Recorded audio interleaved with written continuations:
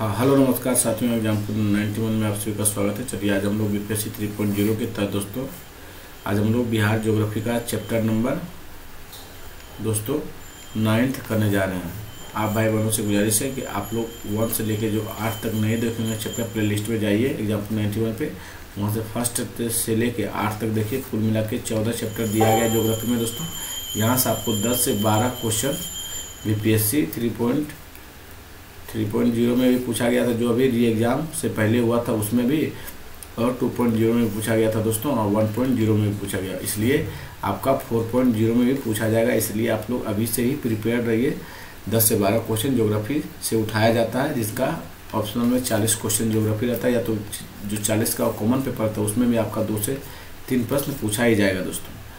आप भाई बहनों से यही गुजारिश है कि आप लोग वीडियो को देखते हैं, चैनल को जरूर से जरूर सब्सक्राइब कीजिएगा दोस्तों। पूरा धीरे धीरे कंप्लीट करा देंगे। आप लोग इस वीडियो को जितना हो सके देखिए और अपने साथियों के बीच वीडियो को भी शेयर कीजिए दोस्तों, और लाइक जरूर से जरूर किया कीजिए दोस्तों। चलिए हम लोग जो चैप्टर करने वाले हैं दोस्तों, वो चैप्टर आपका बिहार का भूगोल का चैप्टर नंबर आपका है 9th दोस्तों। मृदा संसाधन हम लोग देखेंगे, और ये सब चैप्टर हम लोग कंप्लीट कर चुके हैं। जो नहीं देखेंगे जाइए प्ले लिस्ट में देखिए आराम से। चलिए हम लोग स्टार्ट करते हैं। चलिए देखिए, मिट्टी हमारे जीवन के लिए बहुत ही मूल्यवान तत्व है जो हमें प्रकृति से प्राप्त हुआ है। पृथ्वी की धरातल पर मिट्टी असंगठित पदार्थों की एक परत है जो अपक्षय और विघटन के कारकों के माध्यम से चट्टानों और जैव पदार्थों से बनी है, जिसमें पौधों को उत्पन्न करने की क्षमता होती है। मनुष्य की मूलभूत आवश्यकताएं मिट्टी से प्रत्यक्ष और परोक्ष रूप से संपूरित होती है। मिट्टी की गुणवत्ता ने बिहार की समाज को सबसे अधिक प्रभावित किया है। मिट्टी की गुणवत्ता के कारण ही बिहार की कुल जनसंख्या का 88.7% जनसंख्या कृषि एवं इसके सहवर्ती कर्म पर ही निर्भर है। मिट्टी की उर्वरकता के कारण ही बिहार के किसान देश के कुल 8 से 10% तक खाद्यान्न उत्पन्न कर पाते हैं। बिहार समाज में कृषि फॉर्म जीवन जीने का आधार है। इसलिए बिहार का एक बड़ा जन समुदाय मिट्टी को माता के रूप में पूजती है। मिट्टी एक नवीकरण आयोग संसाधन माना जाता है, क्योंकि इसके निर्माण में एक लंबी अवधि लगती है। मिट्टी के महत्व को वैश्विक ध्यान आकर्षित करने के लिए संयुक्त राष्ट्र संघ ने 2015 में अंतर्राष्ट्रीय मृदा वर्ष घोषित किया था साथियों। चलिए हम लोग थोड़ा जूम इसे करते हैं, उसके बाद कंप्लीट इसको देखते हैं। थोड़ा कम ही जूम करते हैं दोस्तों, क्योंकि वीडियो कट जाता है। बिहार की मिट्टी देखिए, बिहार की मिट्टी देखिए दोस्तों। किसी भी क्षेत्र की मिट्टी निर्धारण में उस क्षेत्र के पाए जाने वाले चट्टानों की अहम भूमिका होती है। साथ ही वहाँ की जलवायु, आर्द्रता, तापमान और प्राकृतिक वनस्पति स्थलाकृतियाँ, मानवीय हस्तक्षेप आदि कारक भी मिट्टी निर्माण में अहम भूमिका निभाते हैं। इन सभी कारकों में आधारभूत चट्टान और जलवायु सर्वाधिक महत्वपूर्ण है। इसे क्रियाशील कारक कहा जाता है दोस्तों। नेक्स्ट देखिए, बिहार के प्राकृतिक विभागों में मिट्टी निर्माण पैतृक चट्टानों में अंतर के कारण मिट्टियों में भिन्नता पाई जाती है। बिहार में सीमित भाग में संरचनात्मक जटिलता है, और उन भागों में मिट्टियों का निर्माण एक विशेषताएं विशाल मैदान की तुलना में भिन्न है दोस्तों। थ्योरी के साथ आपका 50 ऑब्जेक्टिव भी कराया जाएगा मिट्टी के रिलेटिव दोस्तों। इसलिए आप लोग वीडियो को देखिएगा तो पूरा देखिएगा, ये नहीं कि अधूरा देख के छोड़ दीजिएगा। देखना है तो पूरा देखिए, नहीं तो नहीं देखिए, तभी आपको नॉलेज होगा दोस्तों। नेक्स्ट देखिए, क्योंकि हम इसके थ्योरी के साथ ऑब्जेक्टिव भी करवाएंगे। बिहार के पश्चिमी भाग में शिवालिक क्रम की पहाड़ी भाग है, जहाँ नूतन काल की चट्टानें पाई जाती है, और बालू, पत्थर, क्वार्जाइट, गोलासम आदि पाई जाती है। यहाँ वनस्पति के अवशेषों तथा परतदार चट्टानों के अंश में निर्मित मिट्टियाँ भिन्न किस्म की है। नेक्स्ट देखिए, बिहार के दक्षिणी पहाड़ी भाग में स्थल रूप शिक्षण के पठारी भाग, जो छोटा नागपुर पठार यानी गोंडवाना लैंड का उत्तरी विस्तार भाग है दोस्तों। नेक्स्ट देखिए, बिहार का सीमित दक्षिणी भाग प्राचीन काल में निर्मित चट्टानों पर आधारित मिट्टियाँ हैं। इस भाग के कैमूर की पहाड़ियाँ क्षेत्र में विंध्याचल की चट्टानों से प्रभावित मिट्टियाँ हैं। बिहार के सीमित दक्षिणी भाग में प्राचीन काल में निर्मित चट्टानों पर आधारित मिट्टियाँ इस भाग में कैमूर की पहाड़ी, कौन सा है दोस्तों, कैमूर की पहाड़ी क्षेत्र में विंध्याचल की चट्टानों से प्रभावित मिट्टियाँ भी पाई जाती है। गया की पहाड़ी भाग में आर्कियन और किरवाड़ काल, आर्कियन एवं किरवाड़ काल के चट्टानों से प्रभावित मिट्टियाँ पाई जाती है। नेक्स्ट देखिए, राजगीर, फ्यूल, नवादा, बांका पहाड़ियों में शैल, आग्नेय, क्वार्जाइट चट्टानों से प्रभावित मिट्टियां पाई जाती है। बिहार के विशाल मध्य मैदानी भाग को 90% क्षेत्र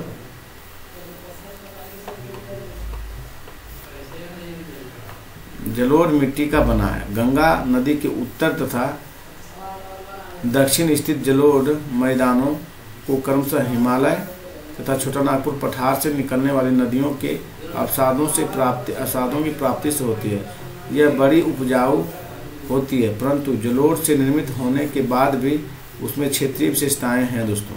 हिमालय से निकलने वाली सदावाहिनी नदियों के अवसादों में चिकनाई होती है, तो छोटा नागपुर पठार की नदियों के अवसादों में बालू के अंश होते हैं।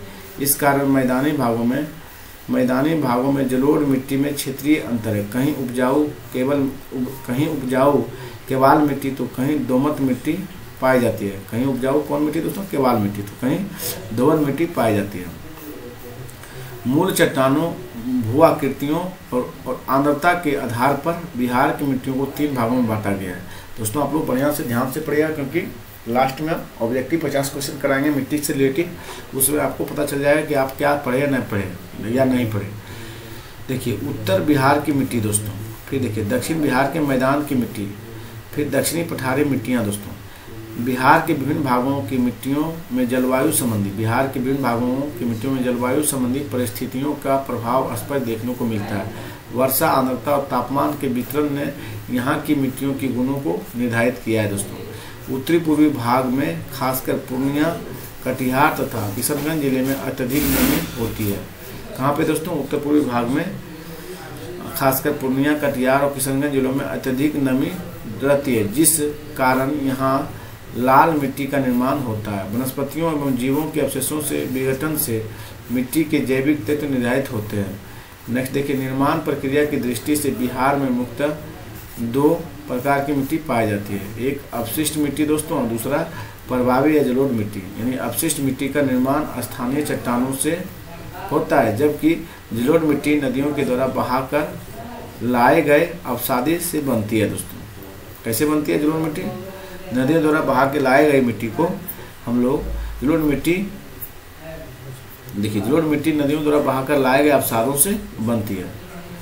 चलिए हम लोग नेक्स्ट पेज की ओर बढ़ते हैं साथियों। नेक्स्ट पेज में क्या बोला गया देखिए, नेक्स्ट है उत्तरी बिहार की मिट्टियां दोस्तों। चलिए देखते हैं, उत्तर बिहार की मिट्टियां दक्षिण बिहार की मिट्टियों की तुलना में कुछ भिन्न है, क्योंकि इनकी निर्माण प्रक्रिया तथा नवनिर्मित हिमालय पहाड़ी से प्राप्त शैलों के अंश, हिमालयी वनस्पतियों के अंश तथा सदाबहानी नदियों से प्रभावित बाढ़ क्षेत्र में प्रत्येक वर्ष कांप तथा बालू के जमाव से मिट्टियों की गुणवत्ता में ह्रास कम होती है। नेक्स्ट देखिए, गंगा नदी के उत्तर में स्थित जलोढ़ मैदान, गंगा नदी के उत्तर में स्थित जलोढ़ मैदान में मिट्टी निर्माण के अवसादी पदार्थ पूर्व में कोसी तथा महानंदा, मध्य भाग में अंधवारा नदी तंत्र, पश्चिमी भाग में गंडक और बूढ़ी गंडक, घाघरा तथा इनकी सहायक नदियों के निक्षेप के रूप में प्राप्त होती है। चलिए हम लोग आगे देखते हैं। हिमालय से निकलकर प्रवाहित होने वाली इन नदियों के द्वारा भौतिक विखंडन से उपलब्ध बालू तथा गाद मैदानों भागों में अवसादों के रूप में जमा किए जाते हैं। नेक्स्ट देखिए, उत्तरी मैदान की मिट्टियों को 4 वर्गों में विभाजित किया जाता है।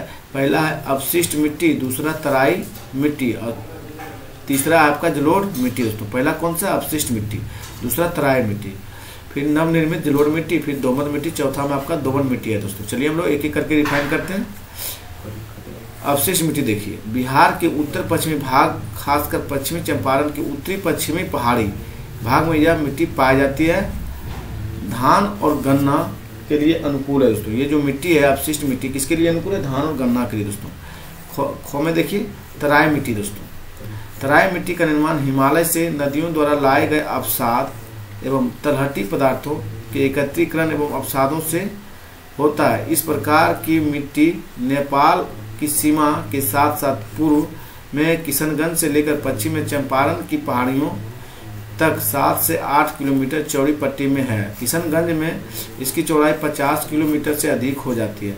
इस मिट्टी में नमी की मात्रा अधिक रहती है। ये मिट्टी अम्लीय तथा हल्के गठन की होती है। तीसरा देखिए, नवनिर्मित जलोढ़ यानी भांगर मिट्टी दोस्तों। तराई के दक्षिण में नवीन जलोढ़ मिट्टी का क्षेत्र प्रारंभ होता है, जिसे यह भांगर कहते हैं। इस मिट्टी का क्षेत्र उत्तरी बिहार के बाढ़ मैदानी भाग में है। बाढ़ का पानी के फैलाव से भूमि को उर्वर शक्ति मिलती है।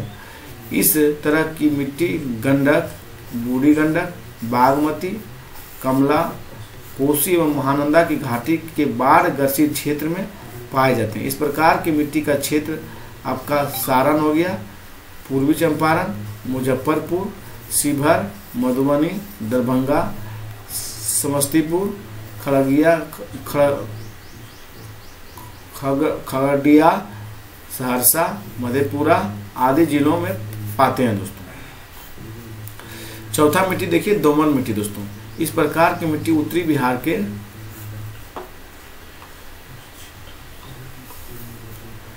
दक्षिण पश्चिम भाग में छोटी छोटी पट्टी में पाई जाती है। कहाँ पे? छोटी छोटी पट्टी में पाई जाती है। लेकिन घाघरा गंडक द्वाब के दक्षिण भाग में, खासकर सारण जिले के गंगा तटीय भाग एवं दियारा क्षेत्र में, गंडक नदी के दक्षिणी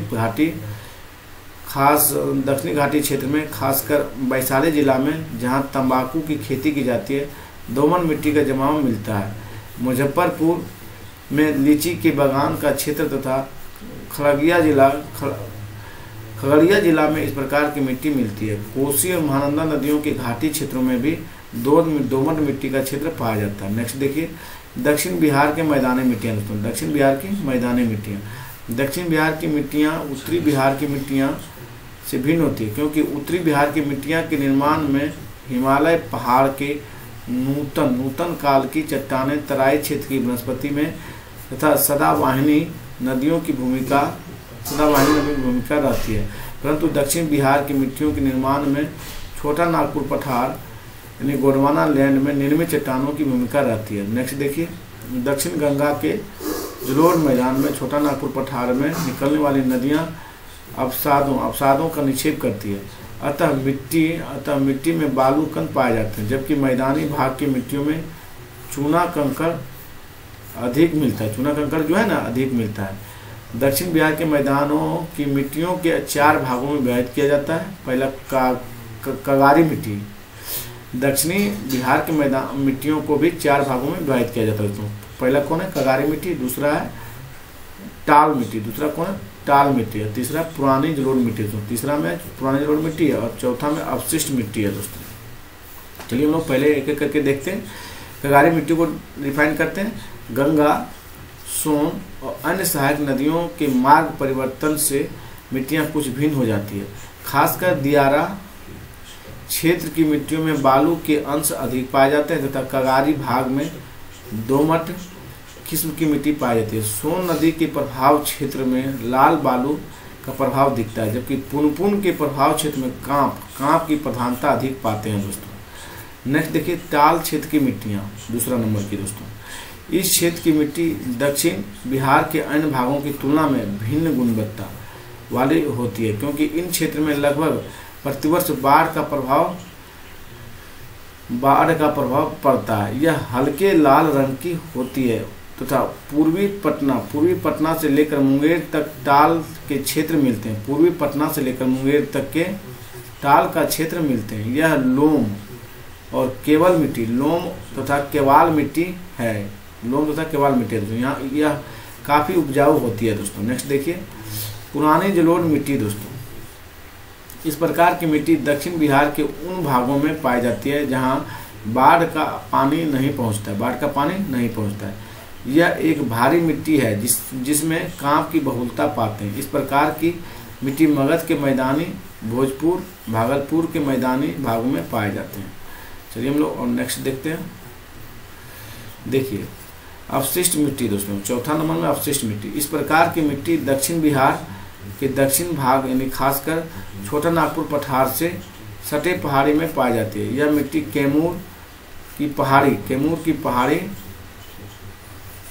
गया की पहाड़ी और नवादा की पहाड़ी, नालंदा, शेखपुरा, मुंगेर से कुछ भागों तक बांका जिला में पाई जाती है। इस मिट्टी में बालू के कण पाए जाते हैं, इसे हम लोग अवशिष्ट मिट्टी बोलते हैं। तीसरा देखिए दक्षिणी पठार की मिट्टियां दोस्तों, तीसरा पॉइंट है दक्षिण बिहार के संकीर्ण पठारी भागों में जो अवशिष्ट मिट्टी मिलती है, दक्षिण बिहार के संकीर्ण पठार में जो अवशिष्ट मिट्टी मिलती है उसका रंग मुख्य रूप से लाल एवं पीला होता है दोस्तों। कैसा होता है उसका रंग? लाल और पीला दोस्तों। दक्षिणी पठारी मिट्टी को मुख्यतः दो भागों में विभाजित किया जाता है। पहला है लाल मिट्टी, दूसरा है लाल और पीली मिट्टी दोस्तों। दूसरा क्या है? लाल और पीली, और पहला लाल दोस्तों। चलिए लाल मिट्टी को हम लोग देखते हैं। लाल मिट्टी देखिए, लाल मिट्टी का निर्माण अधिक वर्षा के क्षेत्र में लो एक्स क्रिया के कारण हुआ है। चलिए हम लोग आगे देखते हैं।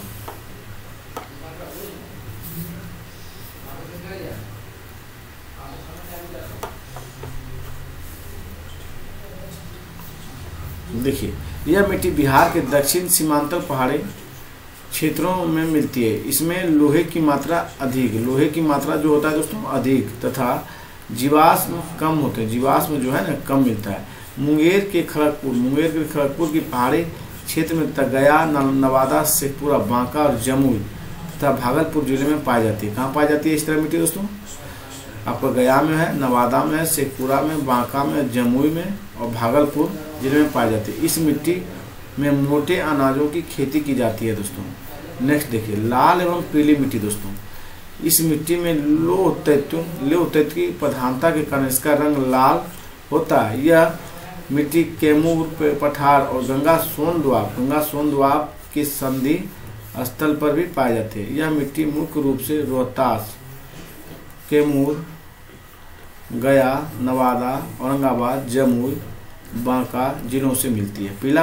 पीलापन लिए हुए इस लाल रंग की मिट्टी में जल संग्रहण करने की क्षमता कम होती है। इस मिट्टी में दलहन, तिलहन, मोटे अनाज अधिक होते हैं दोस्तों।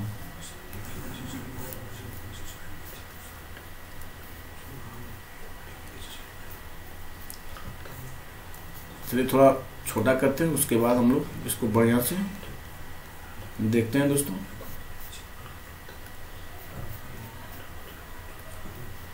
देखिए बिहार की मिट्टियां उनके प्रमुख क्षेत्र दोस्तों। मिट्टी है, भौतिक रासायनिक लक्षण है, प्रमुख क्षेत्र और फसलें दोस्तों।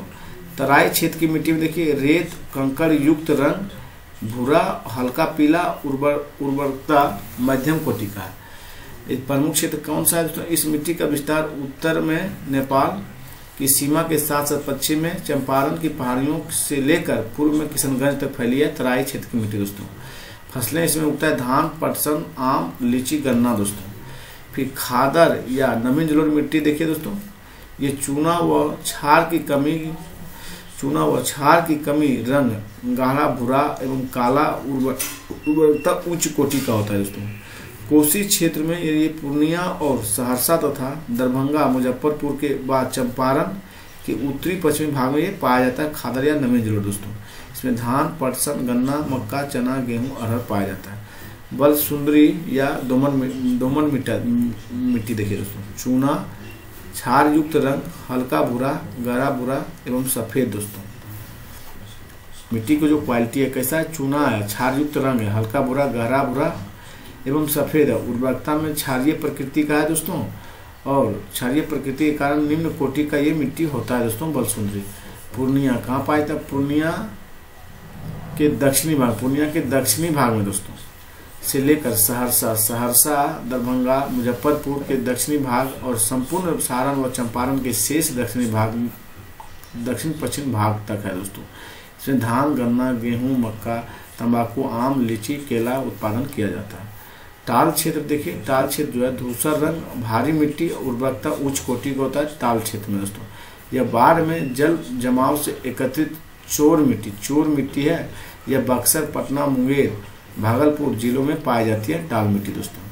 इसमें खरीफ फसल नहीं हो पाती है, इसमें केवल रबी फसल की बुआई होती है। इसमें क्या होता है, केवल रबी फसल की बुआई होता है। फिर नेक्स्ट देखिए पुराने जलोढ़ या बांगर दोस्तों। पुराने जलोढ़ या बांगर देखिए क्षारीय एवं अम्लीय रंग, गहरा भूरा, उर्वरकता उच्च कोटि का होता है। पुराने जलोढ़ या बांगर देखिए क्षारीय एवं अम्लीय रंग के है, गहरा भूरा, उर्वरकता एवं उच्च कोटि का है। गंगा के दक्षिणी मैदानी भाग में रोहतास से लेकर पटना, गया, मुंगेर, भागलपुर तक ये मिट्टी फैला है दोस्तों। इसमें धान, गेहूं, अरहर, बाजरा, गन्ना होता है। बलथर या लाल पीली मिट्टी दोस्तों से, बलथर मिट्टी को ही हम लोग लाल पीली मिट्टी कहते हैं। रेत या कंकड़ युक्त अम्लीय रंग का होता है। कैसा होता है, रेत एवं कंकड़ युक्त अम्लीय रंग का दोस्तों। पीलापन लिए हुए लाल, उर्वरकता देखिए क्षारीय प्रकृति के कारण निम्न कोटि का इसमें उर्वरकता होता है दोस्तों। पहाड़ी, तलहटी और मैदानी भाग के संधि स्थल तक पश्चिम के कैमूर श्रेणी के निकट से पूर्व में राजमहल झारखंड की उच्च भूमि तक 8 से 15 किलोमीटर चौड़ाई में इस मिट्टी का क्षेत्र है दोस्तों। अरहर है, कुर्थी है, ज्वार है, बाजरा मोटे अनाज के लिए प्रसिद्ध है दोस्तों ये क्षेत्र। चलिए हम लोग आगे बढ़ते हैं, थोड़ा जूम कर लेते हैं। तो देखिए मिट्टी की समस्या दोस्तों, मिट्टी की समस्या पर चर्चा करते हैं हम लोग। बिहार के लगभग 74% भूमि पर कृषि की जाती है, जिसमें कुल जनसंख्या का 88.7% जनसंख्या कृषि एवं इसके सहवर्ती क्रम पर निर्भर है। यहाँ 34 प्रकार की महत्वपूर्ण फसलें उगाई जाती है दोस्तों। नेक्स्ट देखिए व्यावसायिक कृषि कार्य के कारण बिहार की मिट्टियाँ निरंतर समस्याओं से ग्रसित होता जा रहा है। बिहार की लगभग 30% भूमि समस्याग्रस्त है दोस्तों। नेक्स्ट देखिए पहाड़ी एवं पठारी भागों में अपक्षरण, पहाड़ी एवं पठारी भागों में अपक्षरण की समस्या है। मैदानी भाग में मिट्टी अपक्षरण का मुख्य कारण तटबंध, कटाव तथा नदियों द्वारा मार्ग परिवर्तन है दोस्तों। इस समस्या के लिए कोसी नदी कुख्यात है। कोसी नदी के मार्ग परिवर्तन से मधेपुरा, सहरसा, सुपौल, मधुबनी, कटिहार, पूर्णिया आदि जिले प्रभावित है दोस्तों।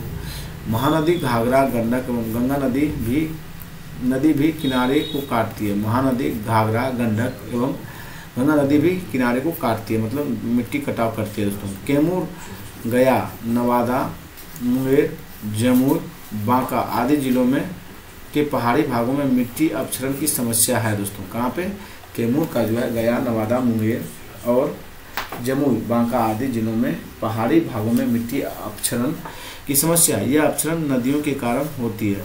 देखिए बिहार में मिट्टी संसाधनों के क्षय एवं क्षय का मुख्य कारण मिट्टी अवकर्षण है दोस्तों। क्या है, मिट्टी अवकर्षण।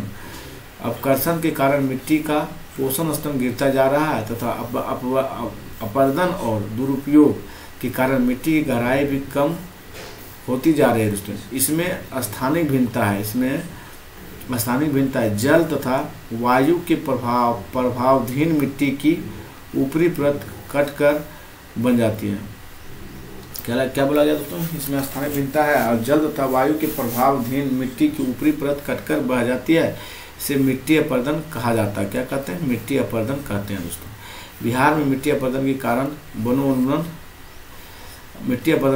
वनोन्मूलन है दोस्तों।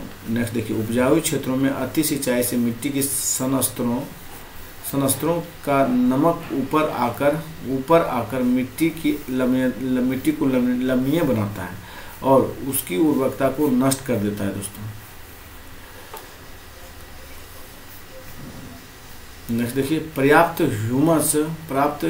ह्यूमस के अभाव में रासायनिक उर्वरक के प्रयोग से मिट्टी कठोर हो जाते हैं और दीर्घ काल में इसकी उर्वरकता घट जाती है। बिहार के उपजाऊ मिट्टियों वाले मैदानी भाग में अत्यधिक उपज लेने के लिए अधिकाधिक रासायनिक खाद का प्रयोग हो रहा है, जिससे मिट्टी प्रभावित हो रही है दोस्तों। नेक्स्ट देखिए बिहार के मिट्टी क्षरण, चादरी कटाव। बिहार के मिट्टी क्षरण कैसे हो रहा है दोस्तों, चादरी कटाव, नालिका कटाव और मिट्टी कटाव रूपों में क्रियाशील है। चादरी कटाव और नालिका कटाव उन क्षेत्रों में अधिक पाया जाता है जहां वर्षा अधिक होती है तथा वनस्पतियों का अभाव होता है। फलस्वरूप उपजाऊ भूमि बंजर में बदलती जा रही है। नेक्स्ट देखिए, बिहार में मिट्टी क्षरण की समस्या है। बिहार की लगभग 30% भूमि अपक्षरण की समस्या है। दक्षिण के पठारी भागों में भू क्षरण पठारी क्षेत्र की नदियों के कारण होता है। यह समस्या दक्षिण के कैमूर, गया, नवादा, बांका, जमुई, मुंगेर और भागलपुर जिलों में अधिक है दोस्तों। यह समस्या कहाँ पे ज़्यादा है? दक्षिण में, कैमूर, गया, नवादा, बांका, जमुई, मुंगेर, भागलपुर जिलों में दोस्तों। चलिए हम लोग आगे देखते हैं। मिट्टी अपरदन एक ऐसी प्रक्रिया है जिसके द्वारा मिट्टी के उपजाऊ तत्व अपरदित होकर अयंत्र चल जाते हैं, जिसके फलस्वरूप मिट्टी की गुणवत्ता में कमी आती है। चले जाते हैं जिसके फलस्वरूप मिट्टी में गुणवत्ता में कमी आती है तथा बंजर भूमि की समस्या भी उत्पन्न होती है। बिहार में 431.72% यानी 4.71% हेक्टेयर भूमि बंजर और कृषि है 2016-17 के आंकड़े के हिसाब से दोस्तों। इसलिए बिहार सरकार ने जमीन में अंतर्निहित उर्वरा शक्ति को बरकरार रखने के लिए जैविक कृषि के प्रोत्साहन को कृषि रोडमैप का अंग बनाया है दोस्तों। नेक्स्ट देखिए, बिहार के जिलों में सर्वाधिक बंजर और कृषि भूमि है। बिहार के जिलों में सर्वाधिक बंजर और कृषि भूमि क्षेत्रफल 1000 हेक्टेयर में बांका में 43 14.1%, जम्मू में 28.6 9.4%, गया में 27.5% 5.6% हो गया, वैशाली 24.1 यानी 12%, शेखपुरा में सबसे कम 1% 1.6 बंजर व और कृषि भूमि है दोस्तों। बिना कुछ नहीं बचता है उस मिट्टी पे दोस्तों। चलिए हम लोग कुछ क्वेश्चन में प्रैक्टिस करेंगे, 50 क्वेश्चन के लगभग दोस्तों। आप भाई बहनों से बोले थे कि हम थोड़ी आप लोग अच्छे से कवर कीजिएगा, नहीं तो बाद में बहुत पछताइएगा। चलिए हम लोग देखते हैं।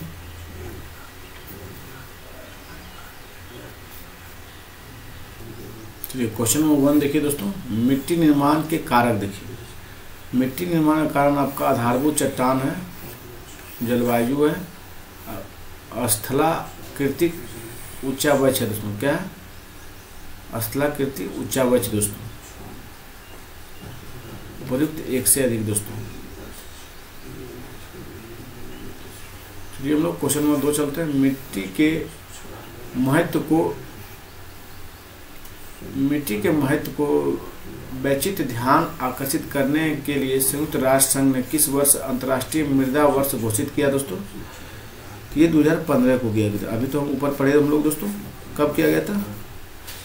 अंतर्राष्ट्रीय मृदा वर्ष घोषित 2015 का दोस्तों। क्वेश्चन नंबर 3 देखिए, बिहार के किस भाग में प्राचीन काल में निर्मित चट्टानों पर आधारित मिट्टियां सीमित रूप से पाई जाती है दोस्तों? चलिए हम लोग नेक्स्ट क्वेश्चन की ओर देखते हैं। तो ये पाई जाती है आपका दोस्तों दक्षिणी भाग पे दोस्तों। कहाँ पे पाए थे? दक्षिण भाग पे दोस्तों। क्वेश्चन नंबर 4 देखिए, गया जिले में किस काल के चट्टानों से प्रभावित मिट्टियां पाई जाती है दोस्तों? तो दक्षिणी भाग के चट्टानों दोस्तों, गया जिले के किस काल के चट्टानों से प्रभावित मिट्टियां पाई जाती है? ये पाई जाती है आपका मध्य भाग में दोस्तों। किस काल में? मध्य भाग में। चलिए हम लोग क्वेश्चन नंबर 5 देखते हैं। राजगीर, क्यूर, नवादा, बांका में किन चट्टानों से प्रभावित मिट्टियां पाई जाती है? ये आपका आग्नेय, शेल और क्वार्टजाइट तीनों प्रकार की मिट्टियां पाई जाती है राजगीर, क्यूर, नवादा, बांका के किन चट्टानों से दोस्तों? आग्नेय और शेल और क्वार्टजाइट से दोस्तों, सभी से दोस्तों। चलिए हम लोग नेक्स्ट क्वेश्चन पे चलते हैं। क्वेश्चन नंबर 6 देखिए, बिहार के विशाल मध्य मैदानी भाग का कितना प्रतिशत क्षेत्र जलोढ़ मिट्टी का बना है दोस्तों? बिहार के विशाल मध्य मैदानी भाग कितना प्रतिशत क्षेत्र जलोढ़ मिट्टी का बना है? आप लोग जल्दी से बताइएगा। 90% दोस्तों आपका मध्य मैदानी भाग जलोढ़ मिट्टी से बना हुआ है। क्वेश्चन नंबर 7 देखिए, बिहार की मिट्टियों को कितने भागों में बांटा गया दोस्तों? बिहार की मिट्टियों को बांटा गया है 3 भागों में दोस्तों। कितने भागों? 3 भागों में दोस्तों। क्वेश्चन नंबर 8 देखिए, उत्तरी बिहार की मिट्टियों को कितने वर्गों में उपविभाजित किया गया है? तो दोस्तों इसे 4 वर्गों में विभाजित किया गया। उत्तरी बिहार की मिट्टियों को कितने वर्गों में विभाजित किया गया? 4 वर्गों में उपविभाजित किया गया दोस्तों। 9 देखिए, गंडक, बागमती, कमला, कोसी, महानंदी की घाटी की बाढ़ ग्रसित क्षेत्र में किस तरह की मिट्टी पाई जाती है दोस्तों, ये मिट्टी जो पाई जाती है ये भांगर दोस्तों, इसे जिसे हम लोग जलोढ़ मिट्टी कहते हैं। चलिए क्वेश्चन नंबर 10 देखते हैं। दक्षिण बिहार के मैदान की मिट्टियों में कितने वर्गों में उपविभाजित किया गया? दक्षिण बिहार के मैदान की मिट्टियों को कितने वर्गों में उपविभाजित किया गया दोस्तों? उपविभाजित, आप लोग जल्दी से बताइएगा। ये किया गया दोस्तों आपका 2 प्रकार के, लाल और लाल पीली मिट्टी दोस्तों। चलिए हम लोग क्वेश्चन नंबर देखते हैं 11। बिहार के दक्षिण सीमांत पहाड़ी क्षेत्रों में किस रंग की मिट्टी पाई जाती है? बिहार के दक्षिण सीमांतर पहाड़ी क्षेत्रों में किस रंग की मिट्टी पाई जाती है? तो ये लाल मिट्टी पाई थी। किस रंग की दोस्तों? लाल रंग की मिट्टी पाई जाती है। 12 देखिए, नवीन जलोढ़ मिट्टी बिहार किस जिले में पाई जाती है दोस्तों? नवीन जलोढ़ मिट्टी जो पाई जाती है ये पूर्णिया, दरभंगा, सहरसा सभी में दोस्तों नवीन जलोढ़ मिट्टी पाई जाती है। क्वेश्चन नंबर 13 देखिए, बिहार के कगारी भाग में किस तरह की मिट्टी पाई जाती है दोस्तों? ये जो कगारी भाग में मिट्टी पाई जाती है ये दोमट मिट्टी होती है दोस्तों। किस तरह की होती है? दोमट मृदा होती है।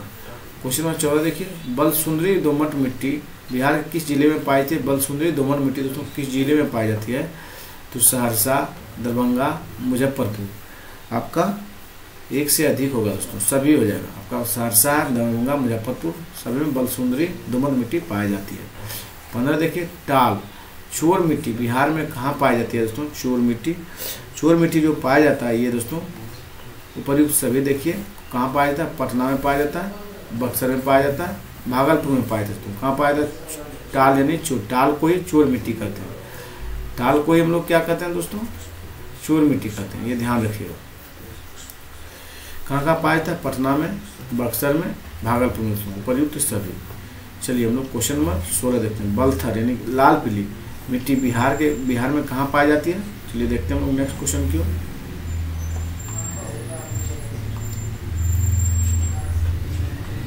ये आपका कहाँ पाया जाता है दोस्तों? ये पाया जाता है आपका कैमूर में दोस्तों। कहाँ पे? कैमूर में पाया जाता है। 17 देखिए, दलदली मिट्टी बिहार के किस जिले में पाई जाती है? दलदली मिट्टी दोस्तों आप लोग जल्दी से कमेंट कीजिए। दलदली मिट्टी जो पाया जाता है ये सीतामढ़ी में पाया जाता है, किशनगंज में पाया जाता है, सुपौल में, उपयुक्त सभी में दोस्तों। क्वेश्चन नंबर 18 देखिए, बिहार में बलसुंदरी दोमट मिट्टी प्रधान फसल क्या है दोस्तों? प्रधान फसल जो बिहार में दोमट मिट्टी का है वो आपका क्या है? धान है, गेहूँ है, गन्ना है, तंबाकू है, मक्का है दोस्तों। बिहार में जो बलसुंदरी मिट्टी में उपजाया जाता है प्रधान फसल है धान, गेहूँ, गन्ना, तंबाकू, मक्का दोस्तों। चलिए क्वेश्चन 19 देखिए, कोप मिट्टी प्रधानता बिहार के किस जिले में है दोस्तों? कोप मिट्टी दोस्तों, कोप मिट्टी की जो प्रधानता है वो आपका भागलपुर में है दोस्तों। कहाँ पे? भागलपुर जिले में।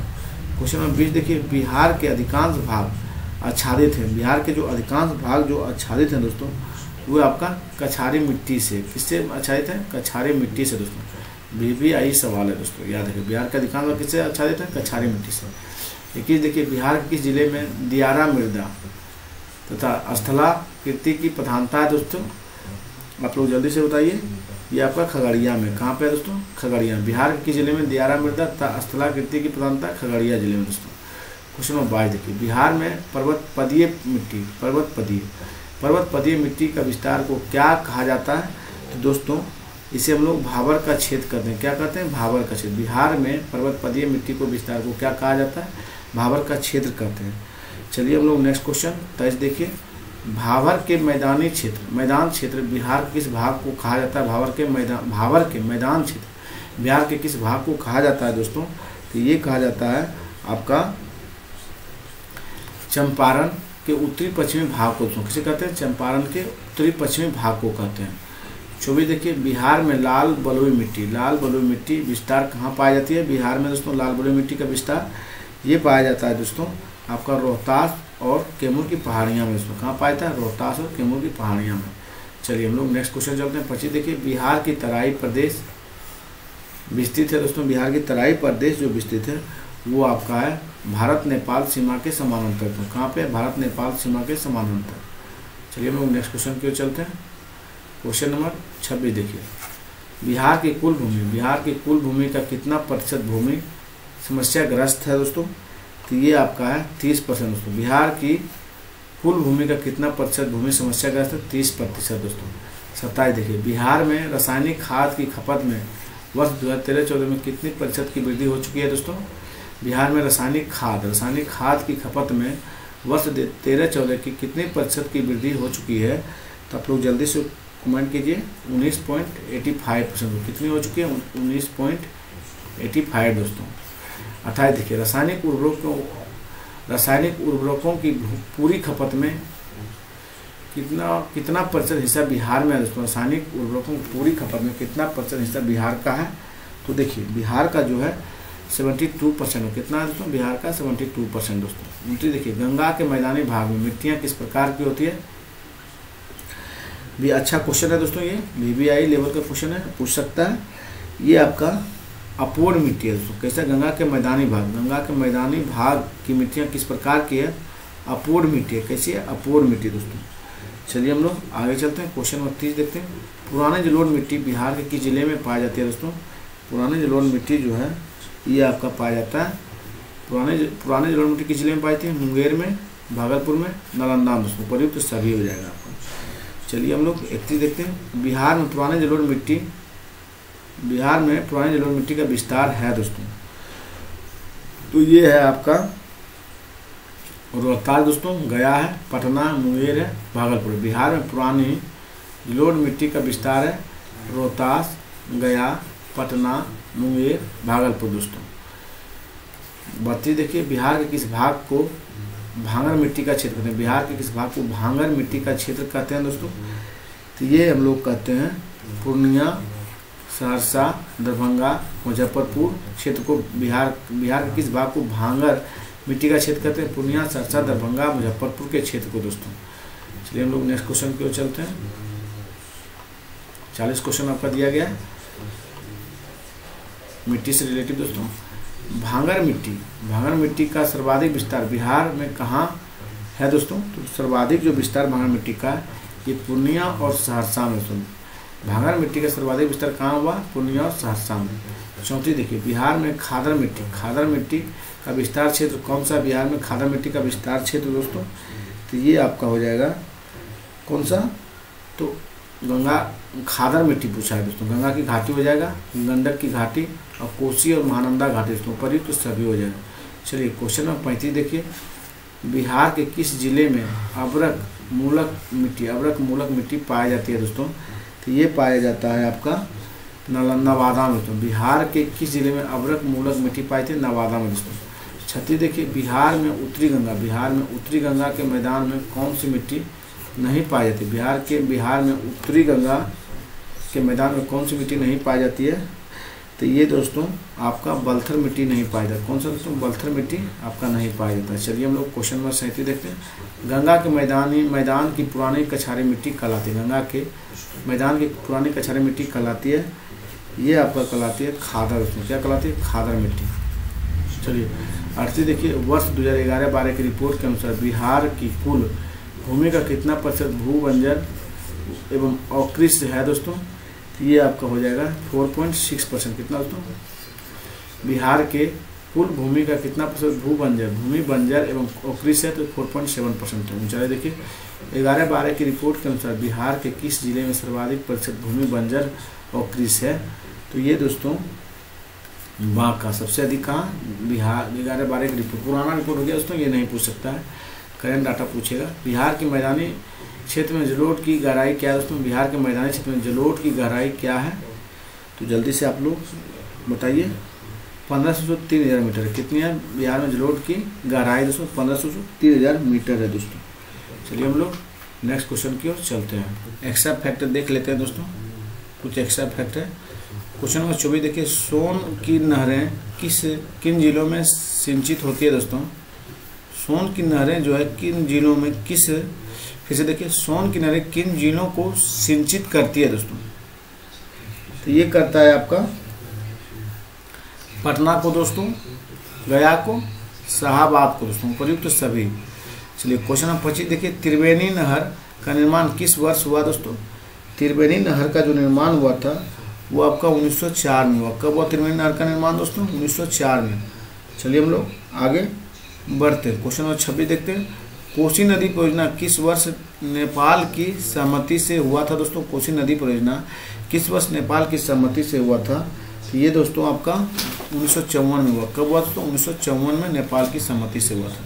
27 देखिए, बिहार एवं उत्तर प्रदेश राज्यों की संयुक्त सिंचाई परियोजना है दोस्तों, तो कौन सा है आप लोग जल्दी से बताइए?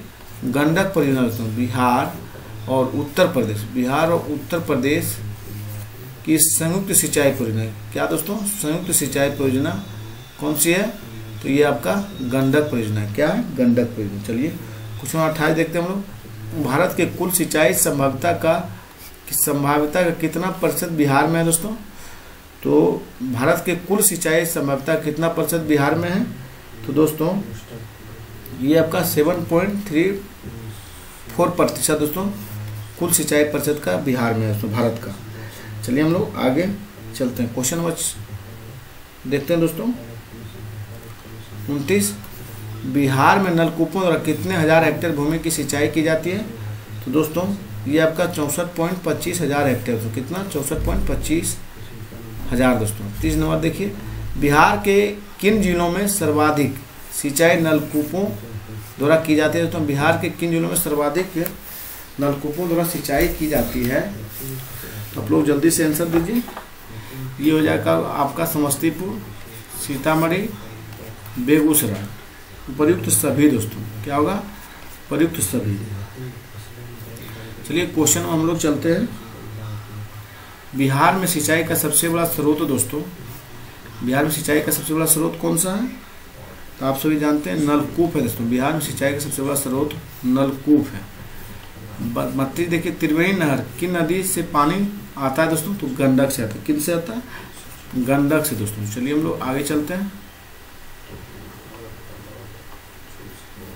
चलिए क्वेश्चन नंबर 33 देखिए, भोजपुर जिले में स्थापित दुर्गावती जलाशय परियोजना की स्थापना किस पंचवर्षीय योजना के अंतर्गत हुआ था दोस्तों? भोजपुर जिले में स्थापित दुर्गावती जलाशय परियोजना की स्थापना किस पंचवर्षीय योजना के अंतर्गत हुआ है? तो साथियों ये हुआ है आपका 8वीं पंचवर्षीय योजना के अंतर्गत। किसमें दोस्तों? 8वीं पंचवर्षीय योजना में। बिहार में कितने बहुउद्देशीय परियोजनाएं प्रमुख है दोस्तों?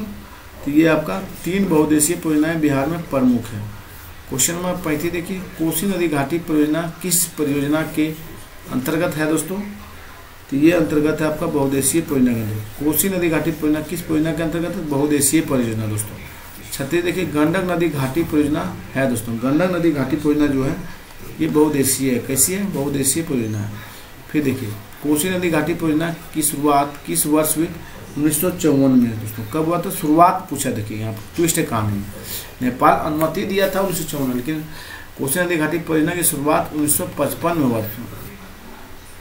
कब हुआ था? 1955 में। ये ध्यान रखिएगा। 38 देखिए, कोसी नदी घाटी परियोजना किस प्रकार की परियोजना है दोस्तों? ये आपका दोस्तों भारत सरकार की, नेपाल सरकार की, बिहार सरकार, तीनों की है दोस्तों। चलिए आगे देखते हैं हम लोग। बिहार के कुल बहुउद्देशीय नदी घाटी परियोजना है दोस्तों। बिहार के कुल बहुउद्देशीय नदी घाटी परियोजना है तो गंडक नदी घाटी परियोजना है आपका। फिर हो जाएगा दोस्तों कोसी नदी घाटी परियोजना, फिर आपका सोन नदी घाटी परियोजना, आपका सभी हो जाएगा दोस्तों। चलिए हम लोग क्वेश्चन नंबर 40 देखते हैं। स्वतंत्रता पूर्व बिहार में नहर प्रणाली थी। स्वतंत्रता से पूर्व बिहार में नहर प्रणाली कौन सी थी दोस्तों? तो आपका सोन नहर प्रणाली था। कौन सा था दोस्तों? सोन नहर प्रणाली। चलिए आज का सेशन यही कंप्लीट होता है। धन्यवाद दोस्तों।